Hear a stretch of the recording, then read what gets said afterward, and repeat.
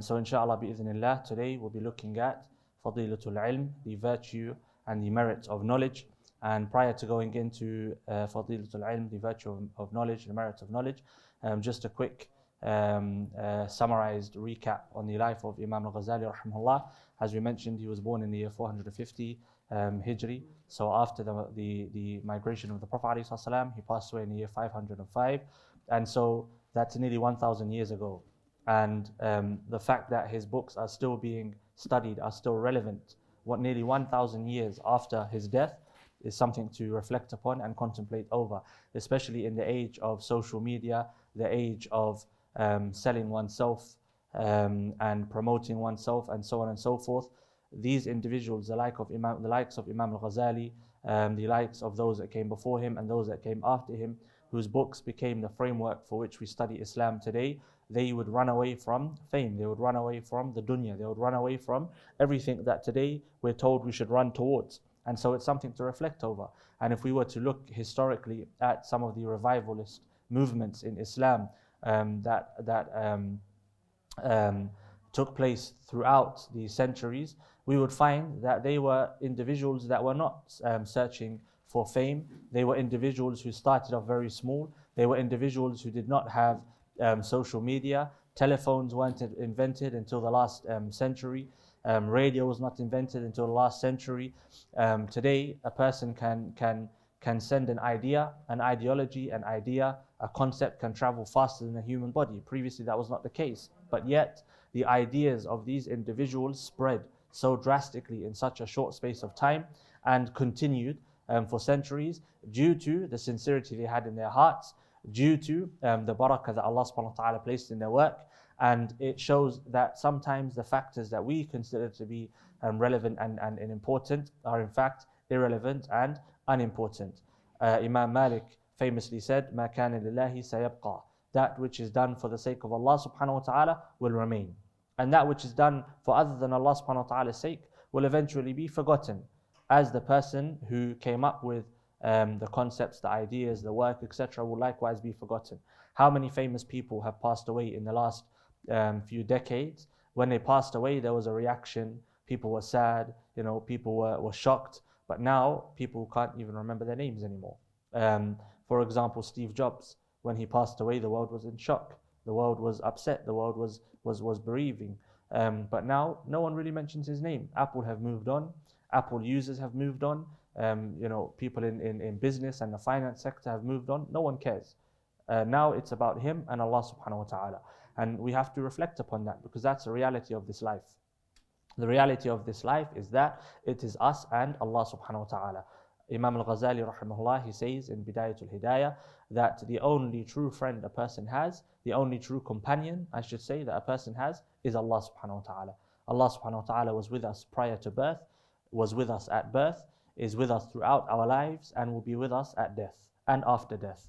Everyone else, anything else is irrelevant. And so we should make sure that that which we do is for Allah subhanahu wa ta'ala's sake. And that's the struggle. Some of the scholars of the past, they mentioned that they struggled for 20 years with their sincerity, 20 years alone, struggling with the issue of sincerity, the issue of the heart. And this is the importance of this subject, the subject of suluk, tazkiyah, etc. So Imam al-Ghazali, he was born in Tus, which is now modern day Iran, and he passed away similarly in the same region. And he became known for his knowledge. People know al-Ghazali as Sufi, or al-Ghazali, the person of tazkiyah, etc. But al-Ghazali was known for more than that. And in fact, he was considered an imam in other sciences prior to the science of tazkiyah. He was considered an imam in fiqh, an imam in usul, an imam in theology, in philosophy, and so on and so forth. And that's why his works are so detailed and they are so insightful, because he brings together all of the various knowledges that he had into that which he discusses. And we'll see when we go through his Ihya, inshaAllah. So the Ihya was basically authored, as the title indicates, revival of the Islamic sciences. To revive the Islamic sciences, i.e.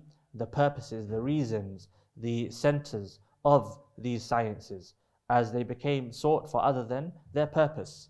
And we're going to see, inshallah, when we start to discuss some of the verses and the ahadith that al-Ghazali rahimahullah mentions. And the introduction, we're not going to read it as we read it previously.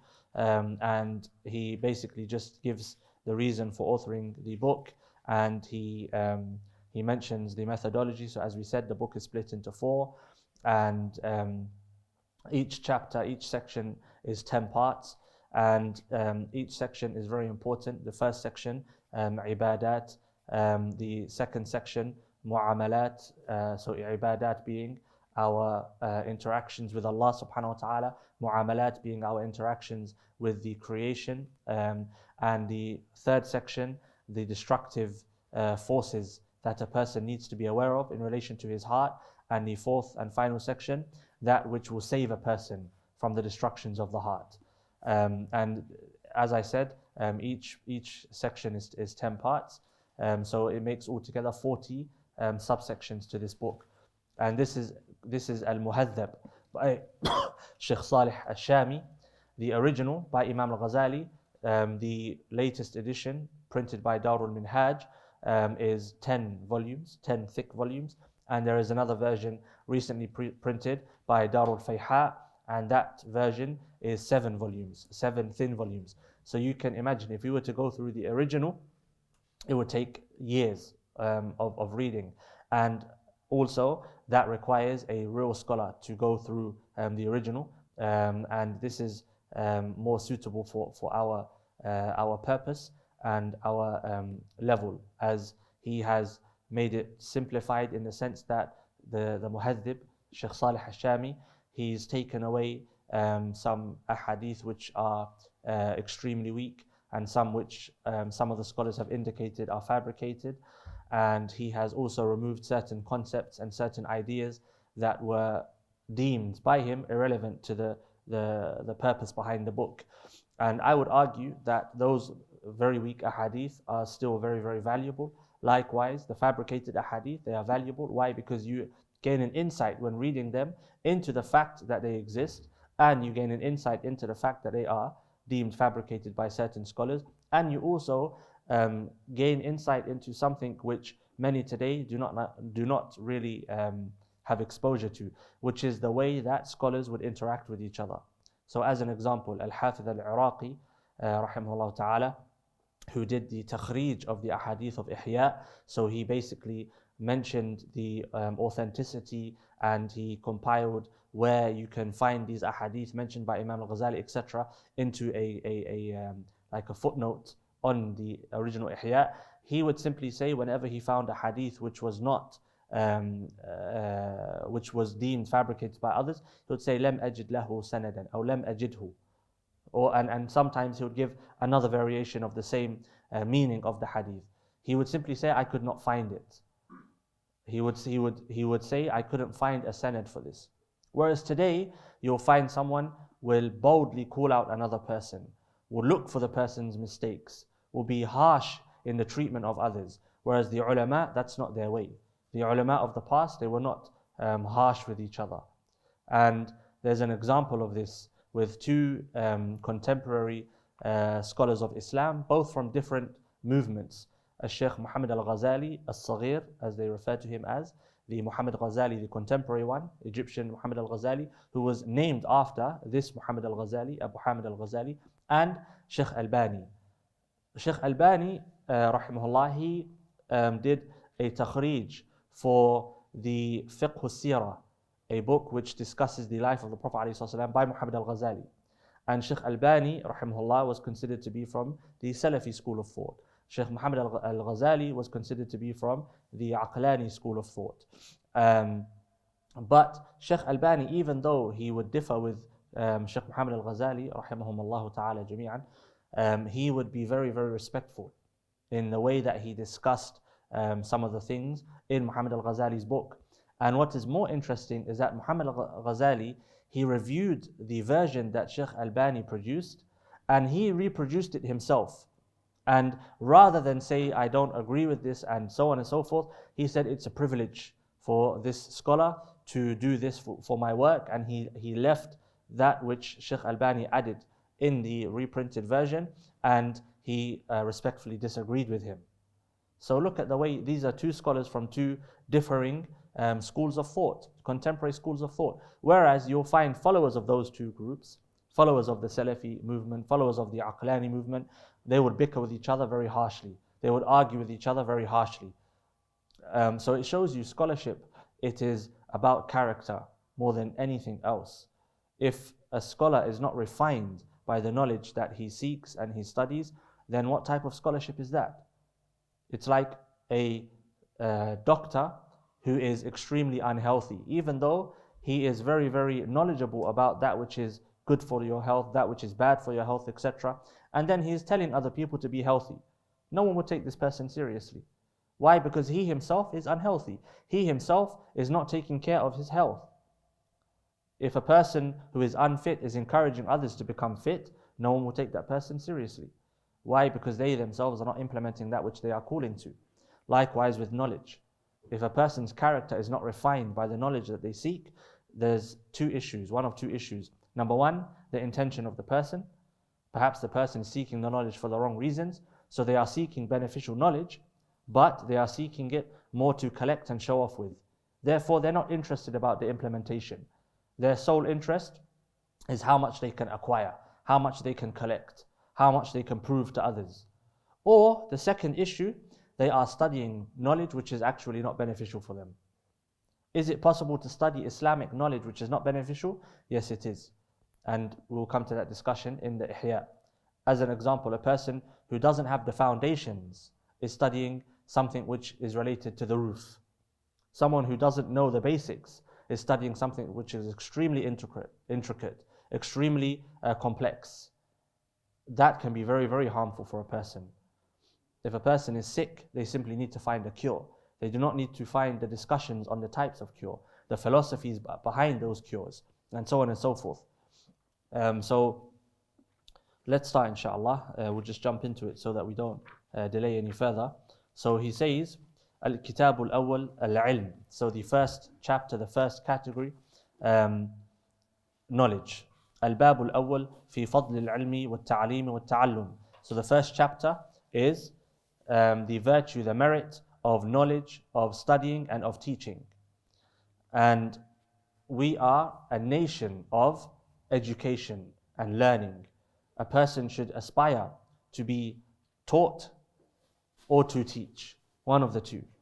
A person should always aspire to be in a state of being taught or a state of teaching. And you do not have to be a qualified scholar to teach.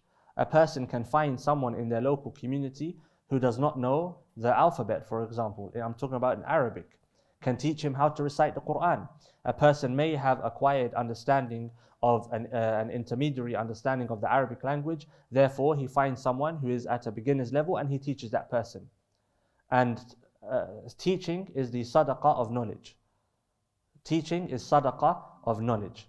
When you teach, you are giving from that which you've taken, and Allah subhanahu wa ta'ala will place more blessings into that which you've already acquired, that which you've learned. So it's very important to try to be in a state of one of the two, teaching or being taught. And a person can be in both states at the same time. He says, فضيلة العلم, the virtue, the merit of knowledge, شواهدها من القرآن قوله عز وجل. So he starts, and his methodology is usually, he'll mention the ayat, then he'll mention the ahadith of the Prophet ﷺ, then he'll mention the athar, i.e. the statements of the earlier generations of Islam, etc. And then he'll mention intellectual evidences, so evidences that are based upon logic and so on and so forth, for that which he is discussing. So he says that the verse of, firstly, Allah subhanahu wa ta'ala's ayah, the verse, شَهِدَ اللَّهُ أَنَّهُ لَا إِلَهَ إِلَّا هُوَ وَالْمَلَائِكَةُ وَأُولُو الْعِلْمِ قَائِمًا بِالْقِسْطِ. So he starts with the verse that many of us have heard many times over and perhaps have memorized in Surah Al-Baqarah, where Allah subhanahu wa ta'ala, Ali Imran, where Allah subhanahu wa ta'ala testifies to the oneness of Allah subhanahu wa ta'ala, and then also mentions that the people of knowledge testify to Allah subhanahu wa ta'ala's oneness after mentioning the angels.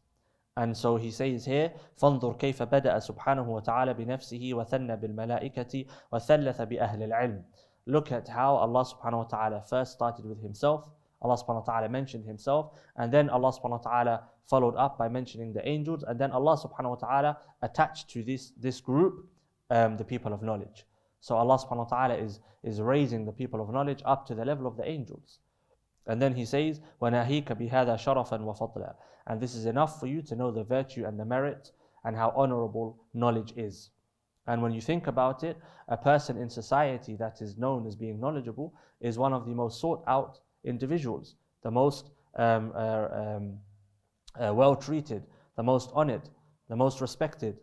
And every single person, Ali ibn Abi Talib, he said every single person is in need of knowledge. The kings, the leaders are in need of knowledge. And so they are in need of people of knowledge. They go to the people of knowledge. Those who are dealing with people's health, doctors, they need knowledge. Those that are defending their nation states, etc., they need people of knowledge. Every single person on this earth is in need of someone who has knowledge. And it shows you that that is a virtue. The fact that everyone is in need of a person of knowledge shows you the virtue of knowledge. Whereas a doctor, not everyone needs a doctor. Not everyone becomes sick in their lifetime.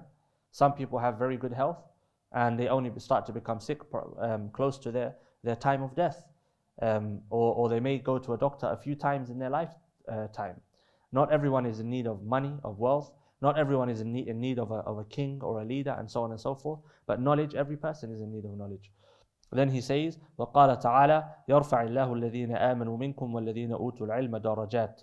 Allah subhanahu wa ta'ala will raise those of you, i.e. us, mankind, who believe in ranks, and those who have been given knowledge. So Allah subhanahu wa ta'ala specifies the people of Iman, but then specifies the people of knowledge. So the people of knowledge have been specified from the people of Iman, the people of belief. And Allah subhanahu wa ta'ala mentions that those people will be raised in their ranks. Why? Because of what Allah subhanahu wa ta'ala mentioned, utul ilm, those who are given knowledge. And this is again important to reflect over. The fact that we are given knowledge by Allah subhanahu wa ta'ala. We take the means of acquiring knowledge, yes. We study, we learn, we attend lessons. But ultimately, that which we are successful in acquiring comes from Allah subhanahu wa ta'ala. And so if a person would like to acquire knowledge, they first have to turn to Allah subhanahu wa ta'ala. And knowledge, remember, is that which benefits. Information, anyone can acquire information. Today we have plastic which can contain more information than a person. Today a computer can carry more information than a person. But knowledge is when that information is internalized, is practiced, is applied. Then he says, وَقَالَ عَزَّ وَجَلَّ قُلْ هَلْ يَسْتَوِي الَّذِينَ يَعْلَمُونَ وَالَّذِينَ لَا يَعْلَمُونَ. Allah subhanahu wa ta'ala asks the question, do those who have been given knowledge, those who know, and those who do not know, are they equal in rank? And it's a very simple question. If we apply it to any field, if a person has knowledge of medicine and a person does not have knowledge of medicine, are they the same? No. Likewise, when it comes to Islam, when it comes to knowledge of Allah subhanahu wa ta'ala, knowledge of the prophetic traditions of the Prophet ﷺ, knowledge of how to contextualize those things, how to apply those things to the context. And that's a very important aspect of knowledge which today is lost on many. وَقَالَ تَعَالَى إِنَّمَا يَخْشَى اللَّهَ مِنْ عِبَادِهِ الْعُلَمَاءِ. And again, this is an indication of what knowledge is. That those who fear, those who have true consciousness of Allah subhanahu wa ta'ala are who? The people of knowledge. So if you have a person who has acquired what he or she perceives to be knowledge, but that person is not conscious of Allah subhanahu wa ta'ala as a consequence of that knowledge, then that person has not really acquired knowledge. Perhaps it's information, but information will not benefit a person. If a person has memorized Bukhari, Muslim, Abu Dawood, An-Nasa'i, At-Tirmidhi, Al-Muwatta, the Musnad of Imam Ahmad, let's say a person has memorized all of those things, but their heart is corrupt. Their heart has sicknesses inside it, which are very, very destructive. What benefit is the memorization of all of those books? If a person has memorized the entire Quran, but that person is not acting upon an ayah from the Quran, what benefit is the memorization of that Quran? And one of, I believe, Ibn Mas'ud, he said, رُبَّ قَارِئِ الْقُرْآنِ وَالْقُرْآنُ يَلْعَنُهُ. That you may find a reciter of the Quran and the Quran is cursing him whilst he's reciting. How so? he comes to a verse where Allah subhanahu wa ta'ala is mentioning that these individuals are cursed, or these individuals are damned, or these individuals are going to be punished, and he's reciting it, and he is oblivious of the fact that he is from those people he's reciting about. So knowledge is about application. Someone came to Aisha radiallahu ta'ala anha, as we know, very well known and often discussed, and asked her for a hadith, a prophetic tradition of the Prophet ﷺ. And she said, have you acted upon that which I gave to you yesterday? He said, no. She said, turn away then, because you are only increasing upon yourself the evidences in front of Allah subhanahu wa ta'ala on Yawm al-Qiyamah. Why? Because you're not acting upon knowledge. Imam Ahmad rahimahullah, he said that the sadaqatul ilm al-amal. The sadaqah of your ilm is to act upon it. If you have been given knowledge, to give sadaqah with that knowledge is to act upon it. And Imam Ahmad rahimahullah ta'ala wa rada'an, he would try to act upon every single hadith that he memorized at least once. And he was a hafiz, so he memorized alf hadith, which is basically every single hadith possible to memorize at that time, with its various changes, etc. So if we take the time to reflect upon, let's say for example today, the mass information that we process every single day. If you go onto the social media platforms that you use frequently, how many reminders will you see? How many reminders are sent to you on WhatsApp? How many reminders do you see on Instagram, on Twitter, on Facebook, on any other platforms that have now become used by the masses? How many reminders do you send to others? How many reminders do we send to others that we ourselves have not actually acted upon? And we'll start to see that it's very, very dangerous. It's very, very dangerous. And what happens is knowledge becomes something which we are desensitized to. We become desensitized to the reminders. The people of knowledge of the past, they would not teach anyone. They would select who they taught. Why? Because knowledge in the hands of the wrong person is very dangerous and harmful. Knowledge in the hands, or if a zealot has access to knowledge, it can be very, very harmful. If a person who has certain inclinations and is simply trying to prove their inclinations attains knowledge, it's very harmful. The people of ilm of the past, they would not teach everyone and anyone. They would teach those that they deemed worthy of being taught, i.e., they saw in them the intellectual capacity to understand. Because teaching someone who does not have that capacity, it's dangerous. Then Imam al-Ghazali rahimahullah ta'ala, he says, وَقَالَ تَعَالَى وَلَوْ رَدُّوهُ إِلَى الرَّسُولِ وَإِلَى أُولِي الْأَمْرِ مِنْهُمْ لَعَلِمَهُ الَّذِينَ يَسْتَنْبِطُونَهُ مِنْهُمْ. If they, when an affair, the verse, when an affair was unknown to them, if they had simply turned it to the Prophet ﷺ and to Ulil Amr, the people of knowledge, the people of, you could say, leadership, i.e. the people of knowledge here, then they would have known the solution to this affair through their deduction. And so Allah subhanahu wa ta'ala is telling the people that the people of knowledge are basically the inheritors of the Prophet. The people of knowledge are those who are qualified to deduce rulings and solutions to problems, just as the Prophet ﷺ was. And so in the absence of the Prophet ﷺ, the people of knowledge become our guides, our signposts, our lighthouses, our leaders. And if we strip ourselves of the people of knowledge, then we are reduced to that which we see taking place in society today. Headless chickens, running around with no direction, grabbing onto that which suits our desires, not knowing that we're doing so. And so knowledge, the acquirement of knowledge, learning is very important. Taking the time to learn and going to people of knowledge is important in all of our affairs. And as believers, we have a framework of morality, a framework that provides us the remits and the space within which we can move. And it's very important that we understand that framework and that we make decisions based upon that framework, especially in today's society. Today's society has become a godless one. Previously, what's happening today, for example, with the whole COVID-19, previously, if a nation were to be afflicted with such a situation, what would they do? They would turn to Allah subhanahu wa ta'ala. Whether they were Muslims, Christians, Hindus, Buddhists, They would turn to that which they worship, i.e. Allah subhanahu wa ta'ala. But today, there's no talk of Allah subhanahu wa ta'ala. There's no talk of God. Today, it's trying to find a way to tackle, to fight. Whereas previously, they would turn to Allah subhanahu wa ta'ala. In today's society, where we have removed Allah subhanahu wa ta'ala, God, we have removed Him from our everyday affairs, we find that we are starting to come up with our own perspectives on things, and we are starting to deny things which define our very existence. And it's a very, very dangerous road. If you take certain philosophies that are being pushed today, if you take them to their logical extremes, they are very, very dangerous. And they basically equate us to being simply atoms and chemicals and irrelevant in relation to our place on this earth. So understanding Islam, understanding our framework, understanding our principles, it's very, very important, especially in the world that we're living in today. And it's important for us, number one, and it's important for our neighbors, number two.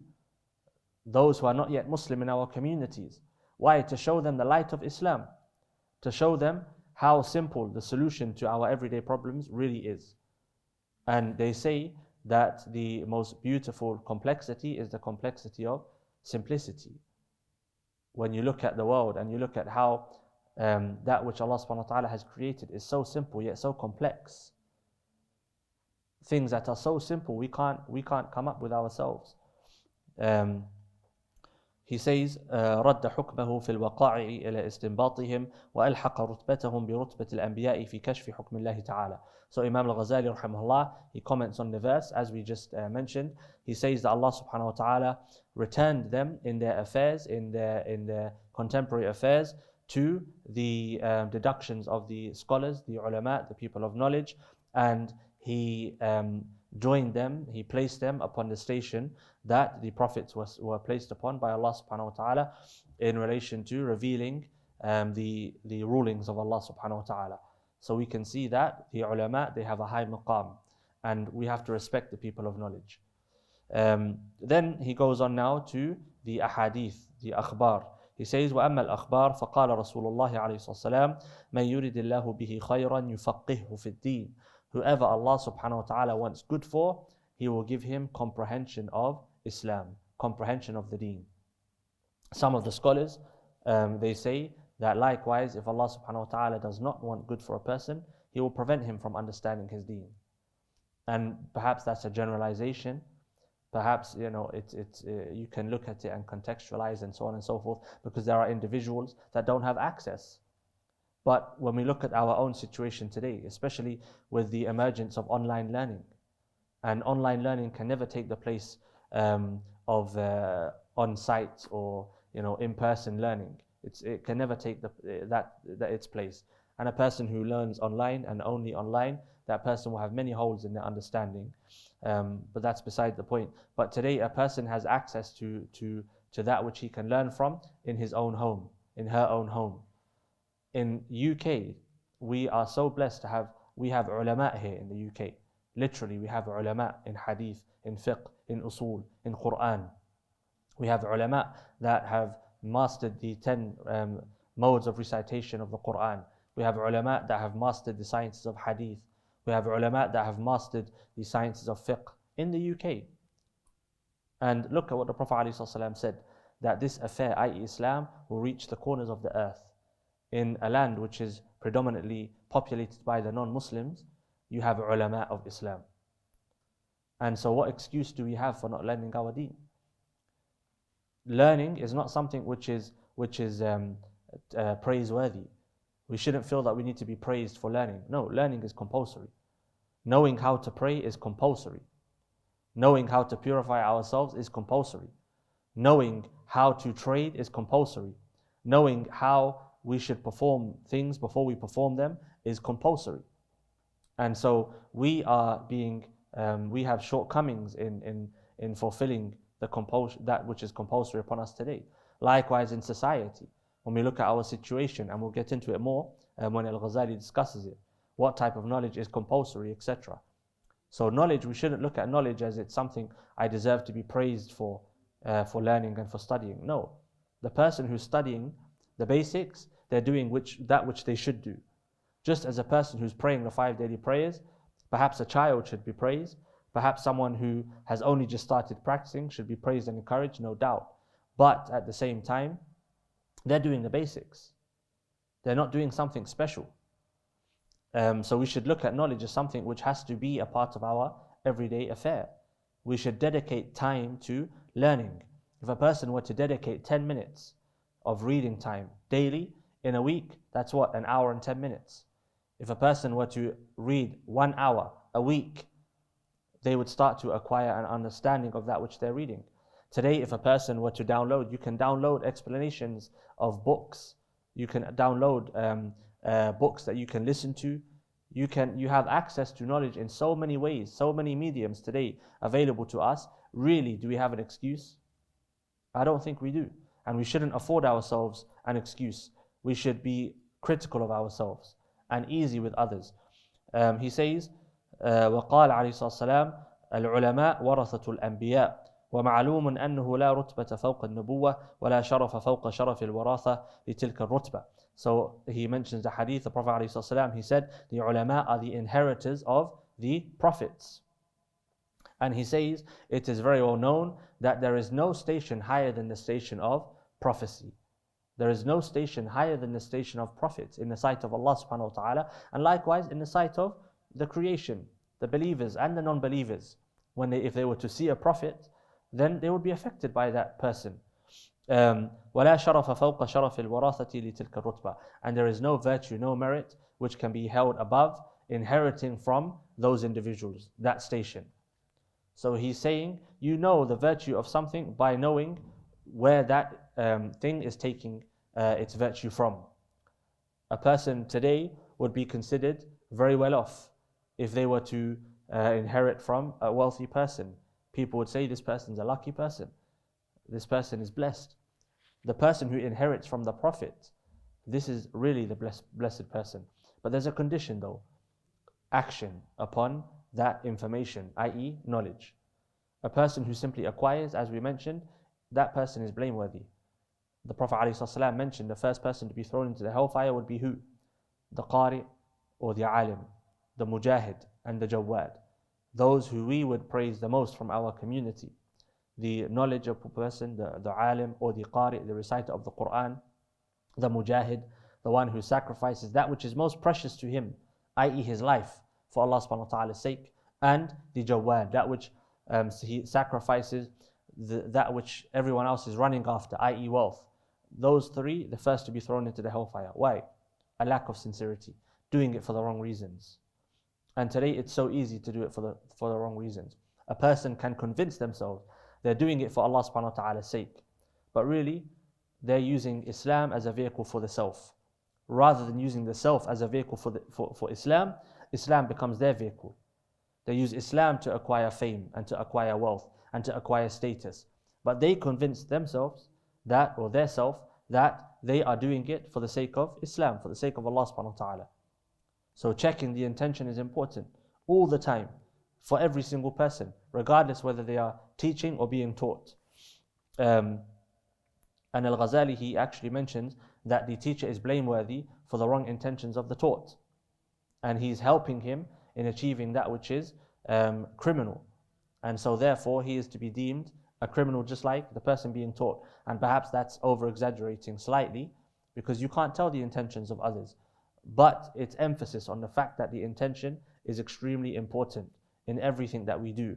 On Yawm al-Qiyamah, there may be individuals amongst us today, or individuals that we know, we will look up to them and they will be far ahead of us in their station in paradise if we enter into paradise. Or there may be those amongst us that don't even enter into paradise. Why? Because of a lack of intention. They say that the niyat is the means of bartering for the ulama, that the intentions are the means of bartering and trade for the ulama. Why? A person smiles regularly, or a person smiles to be courteous, whereas the alim, he smiles to please Allah subhanahu wa ta'ala. A person will talk to another person to be courteous, whereas the alim will talk to another person to place happiness into that person's heart to please Allah subhanahu wa ta'ala.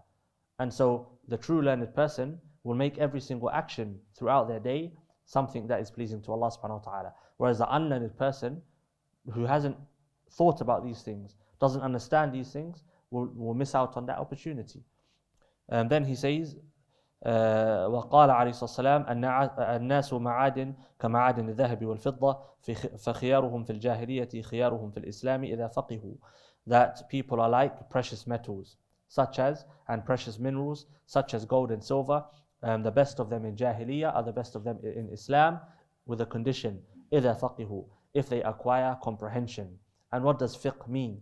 Al-Ghazali is going to discuss this later, inshallah, in some detail, so we're not going to go into it now. But just generally, people, they often misunderstand fiqh. Why? Because it's become a term which we associate with understanding the law of Islam. But fiqh here means comprehension, understanding of Islam and all of its areas, not only that which pertains to the law. And then he says, وقال عليه الصلاة والسلام فضل العالم على العابد كفضل القمر ليلة البدر على سائر الكواكب. That the virtue of the person of knowledge in comparison to the excessive worshipper is like the virtue or the merit of the moon on its fullest night in comparison to the rest of the stars and planets. When you look up at the sky, when the moon is at its brightest, that's like the alim. And when you think about that analogy and you think about that example, through the moonlight we are guided at night time. If we didn't have street lights and building lights, the moonlight will actually allow you to see. And the moonlight, it beautifies things. And the moonlight is soft. It doesn't harm you. It's not like sunlight. Sunlight, if you stay out in sunlight too long, you'll become burnt.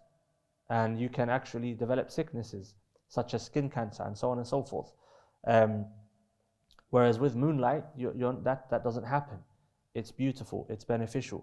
But stars, they are beautiful and they do light up the sky, but they're not as beautiful and as beneficial as the moon. And so the knowledgeable person is like the moon in comparison to the excessive worshipper, who is like a star or a planet. And again, it gives indication the virtue of studying. Why? Because for many, they assume that worshipping excessively will gain them a place with Allah subhanahu wa ta'ala. And of course, the knowledgeable person has to have a portion of worship, voluntary worship. But knowledge in of itself is a form of worship. A person who attends lessons, a person who takes the time to study, a person who takes the time to revise and review, that person is in a state of worship. That person is in a state of dhikr. They are remembering Allah subhanahu wa ta'ala with their actions. They are remembering Allah subhanahu wa ta'ala with the use of their mind, the use of their heart, the use of their ears. They are in a state of remembering Allah subhanahu wa ta'ala. And of course, if it wasn't for the person of knowledge, the person of worship wouldn't know how to worship. Then he says, وَأَمَّا الْآثَارِ. So we'll end inshallah after going through this section, as I don't want to take too much of your time. But he mentioned the athar. So the akhbar usually refer to the statements of the Prophet ﷺ. The athar usually refer to the statements of the Sahaba and those who come after the Sahaba, etc. He says, فَقَدْ قَالَ عَلِي بْنِ أَبِي طَالِبٍ or Ali ibn Abi Talib رضي الله تعالى عنه العالم أفضل من الصائم القائم المجاهد وإذا مات العالم ثلم في الإسلام ثلمة لا يسدها إلا خلف منه. So he says the alim is better than the sa'im, qa'im, mujahid. He's better than the mujahid who is fasting his days and praying his nights. And everyone knows the virtue of the mujahid. Everyone knows the virtue of fasting. Everyone knows the virtue of tahajjud, praying the night, etc. Ali ibn Abi Talib, radiallahu ta'ala, he says that the alim is better than the mujahid who is fasting his days and praying his nights. Why? Because without the person of knowledge, he wouldn't be able to do those things. Without the person of knowledge, the remembrance of Allah subhanahu wa ta'ala would disappear from this earth. Look at society today and where society is going. And that will tell you why the person of knowledge, and when we say knowledge, i.e. knowledge of that which is pleasing to Allah, is so important. Look at what's happening in the households. Look at what's happening in the homes. Look at how society is breaking down. If people of knowledge were respected and followed, society would not reach such a state. And again, people of knowledge, i.e. knowledge of Allah, knowledge of Islam, knowledge of that which is pleasing to Allah subhanahu wa ta'ala. And even if in Western society they were still adhering to the principles of Christianity, society would not reach the state that it's reached today, because there were still principles of God in that which remained of Christianity. Likewise, Judaism. When we look at what's happened to society today, and we look at some of the ideas and the concepts and the philosophies that are being pushed today in modern society, the people of Islam, the people of Christianity, and the people of Judaism would all agree upon the corrupt nature of these things. But because we've stripped ourselves of God, these things have become normalized. We become desensitized to some of these things, and they are slowly starting to creep into the households of even those who believe in Allah subhanahu wa ta'ala. So it's important to acquire knowledge and understand the context that we're in, so that that knowledge can be applied and administered, and the sicknesses that are emerging can be rightfully cured. He says, when Ali radiallahu anhu said, when a person of ilm dies, when a person of knowledge passes away, a hole in Islam opens up that cannot be filled except by another person of knowledge like him. And the Prophet ﷺ, what did he say? Knowledge will be taken away at the end of times, but it will not be taken away from the hearts. People will not wake up one day and knowledge has been taken away from them if they were people of knowledge. But knowledge will be taken away with the death of the ulama, the death of the people of knowledge. And Ali here is saying a hole opens up in Islam that cannot be filled except by a person of knowledge like the one who passed away. So what happens when people of knowledge are passing away and there is no one left behind to fill those holes? Knowledge is slowly starting to disappear. And Umar radiallahu anhu, I believe, if I'm not mistaken, he said the first thing to be taken away in the end times will be amana, trust. And when we look at our state today, Muslims can't even trust each other anymore. And that's why it's important that we have to be people of trust. And now is not the time to go into it, but when we look at the state that we're entering into, it's very, very worrying and scary. The state of the world today is very worrying. And it should encourage us and push us towards understanding Islam and applying Islam and holding firmly to the rope of Allah subhanahu wa ta'ala, because people are falling into the sea of despair and grief and confusion. And so we have to make sure that we don't fall into that sea, and we try to pull as many people as we can out of the water. Believe me, these times are very, very worrying times. He says, وَقَالَ بَعْضُ الْعُلَمَاءِ ليت شعري أي شيء أدرك من فاته العلم وأي شيء فاته من أدرك العلم. He says, if only I knew the person who does not acquire knowledge, what have they actually gained? And the person who acquires knowledge, what have they actually lost? So two individuals. One has acquired the dunya and everything in it, but he hasn't acquired anything of knowledge. What does he really have? The person who acquires this dunya, but he does not acquire the love of Allah subhanahu wa ta'ala, a relationship with Allah subhanahu wa ta'ala. Really, what does that person have? Nothing. The person has nothing, because at death, everything that that person had becomes had. It's no longer has, it becomes had, irrelevant. And it's simply taken by another person. And really, when we think about it, that which we collect, we're collecting for someone else. The money that we acquire, the wealth that we collect and acquire, we're acquiring it for someone else. So it would be more sensible of us to spend it in Allah subhanahu wa ta'ala's cause, so that it's waiting for us when we meet Him. So the person who has everything but doesn't have knowledge has nothing. And the person who has knowledge but has nothing has everything. And this is why in the early generations of Islam, you would find the alim was one of the most impoverished of people financially, but he was the wealthiest of people in his heart. And today, we respect and we look highly to those who are wealthy financially and tangibly, but they're impoverished in their hearts. But we look down upon those who may be wealthy in their hearts, but they're financially impoverished. Previously, it was not the same. Previously, a person who was wealthy if he was wealthy in his heart. A person who was corrupt and immoral, but had all the wealth in this dunya, was not respected as he is today. Today, capitalism and consumerism and some of these things that are being pushed, they've led us to be immoral in the way that we acquire our wealth, and immoral in the way that we look at things. That which is immoral previously has today become moral. And that which was previously moral has become immoral. A moral man, if he speaks out today, will be deemed immoral according to the standards of society. Whereas previously, it was not the case. And how do we know that? Because we have a framework. We have principles. We have knowledge. Without these things, we will be confused as everyone else. That's why it's important to stick to these things and to understand them. Knowledge is the key to success in the dunya and the akhirah.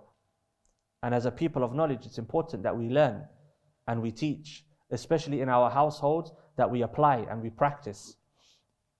He says, وقال الحسن, i.e. Al-Hasan al-Basri, the famous scholar of Islam and worshipper of Allah subhanahu wa ta'ala from Basra, and Basra became known for its pious worshippers and people of suluk, etc. And Kufa, both in Iraq, became known for the people of fiqh and jurisprudence and law. Ibn Taymiyyah rahimahullah, he discusses in Majmu' al-Fatawa, it's very interesting. So people like Al-Hasan al-Basri coming from Basra, and he was an example of the type of people in Basra. And people like Imam Abu Hanifa coming from Kufa, Imam of the fiqh of the people of Iraq at that time, etc. And today, he said, Al-Hasan, he said, rahimahullah, يوزن مداد العلماء بدم الشهداء فيرجح مداد العلماء بدم الشهداء. That on Yawm al-Qiyamah, the ink of the people of knowledge will be weighed against the blood of the people of jihad, those who were martyred for the sake of Allah subhanahu wa ta'ala, and the ink of the people of knowledge will outweigh the blood of the martyrs. وقال ابن مسعود عليكم بالعلم قبل أن يرفع ورفعه موت رواته. So he now mentions the statement of Ibn Mas'ud radiallahu ta'ala an, the famous companion of the Prophet alayhi salam and Imam of Islam in his knowledge. عليكم بالعلم, seek knowledge. Why? قبل أن يرفع, before it's taken away.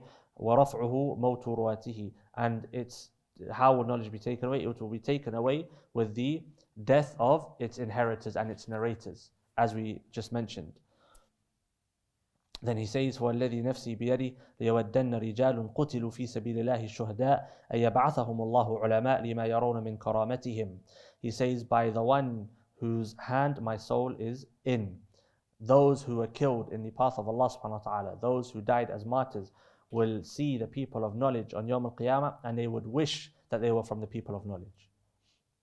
So look at that, that's amazing. Because we know the gifts granted to the martyrs by Allah subhanahu wa ta'ala, but the martyrs will look to the people of knowledge and wish that they were from the people of knowledge. What is it that's stopping us from becoming people of knowledge? What's stopping us? Ourselves. We have the resources available to us. We have those who can potentially teach us, but we stop ourselves from doing so. Then he says, فَإِنَّ أَحَدًا لَمْ يُولَدْ عَالِمًا وَإِنَّمَا الْعِلْمُ بِالتَّعَلُّمِ. He says, no person is born as a scholar, but knowledge is acquired through التعلم, i.e. gradual learning. And the Prophet ﷺ, if I'm not mistaken, he said, وَالْحِلْمُ بِالتَّحَلُّمِ. And hilm is basically softness of character, easygoing, is بالتحلم, via gradual acquisition of that character trait. So knowledge is by gradual acquisition of knowledge, i.e. gradual learning, and good character is also acquired through gradual acquisition, i.e. working on the self slowly. وقال ابن عباس رضي الله تعالى عنهما تذاكر العلم بعض ليلة أحب إلي من إحيائها. So Ibn Abbas rahimahullah ta'ala, radiallahu ta'ala anhuma, he says that reviewing knowledge for a portion of the night is more beloved to me than standing the entire night in prayer, because of the merit of knowledge and the virtue of knowledge. And if you think now, for example, if you were to become a person of knowledge, a person of fiqh, a person of understanding, and you were to teach, let's say 20, 30 people how to pray, every single time they pray for the rest of their lives, you have the reward of that, inshallah, if you have the right intention. When they teach their children how to pray, you have the reward of that, inshallah. When they fast correctly, you have the reward of that. A person who teaches the Quran, imagine if every letter is worth 10 rewards. Imagine the person who teaches the Quran to others. Imagine a person who is with their student for their entire journey of memorization. Every single time that person who has studied with you recites the Quran, you are getting a portion of their reward. Imagine. So being a person of knowledge, there's nothing like it. Your prayer benefits yourself. Your fasting benefits yourself. Your zakah, it benefits the person you're giving zakah to, yes, but ultimately it benefits yourself. But knowledge, it benefits you and it benefits those that you teach, and it continues to do so. It's a sadaqah jariyah, a sadaqah which continues. Imam Abu Hanifa, rahimahullah ta'ala, Imam Malik, Imam al-Shafi'i, Imam Ahmed. Do you think any of these individuals thought that they would become Imams of Islam and followed for over 1,200 years continually after their deaths? Of course not. Imam al-Shafi'i, rahimahullah, he said, I wish this knowledge could be taken from me without my name being mentioned. But yet today he's become a household name. He's become one of the most followed individuals on this earth. And of course, we follow Imam al-Shafi'i and Imam Abu Hanifa and Malik and Ahmed, rahimahullah ta'ala, jami'an. We follow them in following the understanding of the companions that they collected and compiled and formulated for us. But the point is, Allah subhanahu wa ta'ala raised their rank and the reward that they are getting. Every time their name is mentioned, rahimahullah, rahimahullah, rahimahullah, we're asking Allah to have mercy upon them. Why? Because of their knowledge. Look at the Qurra of today, for example. When a famous Qari, not a famous, but when a young Qari wins a Quran competition, usually, who does he sound like? Usually who? Abdul Basit, Al-Husari, Minshawi. Right? Usually one of those. Every single time they recite the Quran, those three Imams are receiving reward. Their CDs, people are copying. Their recitation of the Quran has been taken from one medium, cassette tapes, to another, CDs, to another MP3s, to another digital, placed on YouTube. How many people open up YouTube channels today for Minshawi and Husari and Abdul Basit? They never heard of internet, didn't exist in their lifetime. But yet Allah subhanahu wa ta'ala has facilitated those who are doing it for them. And of course, we don't know their intention. We assume that they had the right intention because of the barakah that we see Allah subhanahu wa ta'ala placed into that which they left on this earth. But if they had the right intention, and we hope and we believe so, every single person that benefits from their recitation, they're receiving the reward in their grave. Whereas let's compare them to a person who perhaps had the most wealth at that time. They always release shortlists, the wealthiest man, the wealthiest woman on earth. Who knows who the wealthiest man on earth was at the time of those three Qurra? No one. No one cares. They would probably look back and say they weren't that wealthy anyway in comparison to today. But yet those three Imams followed. If our children recite like them, we're amazed and we're pleased. So knowledge is something which, if acquired, benefits a person until the end of time. If they have ikhlas. That's the key ingredient, ikhlas. When we look at the Imams of the past and we look at their lives, we will find the lives that they lived indicate that they had sincerity, and we can assume that's the secret ingredient for their works remaining behind. Because a person could argue that there was someone greater in knowledge than Imam Abu Hanifa or Imam Malik or Imam al-Shafi'i or Imam Ahmed. They could argue that fact because we don't have evidence to say no, that's not the case. We can't argue that because we don't have documentation and so on and so forth. And it would be a very arduous task trying to determine whether or not that's the case. But what we can say is those four, perhaps they were the most sincere, perhaps. And for that reason, Allah subhanahu wa ta'ala left their work behind. So if we would like to be successful in that which we achieve, in that which we do, and we would like to be of those who have an impact and those who are people of merit, the journey is through knowledge. And the key ingredient is application of that knowledge. The first key component of application is sincerity. May Allah subhanahu wa ta'ala make us from the sincere, and may Allah subhanahu wa ta'ala make us from the people of knowledge who acquire knowledge and apply knowledge. Wa sallallahu ala Sayyidina Muhammad wa ala alihi wa ashabihi ajma'in.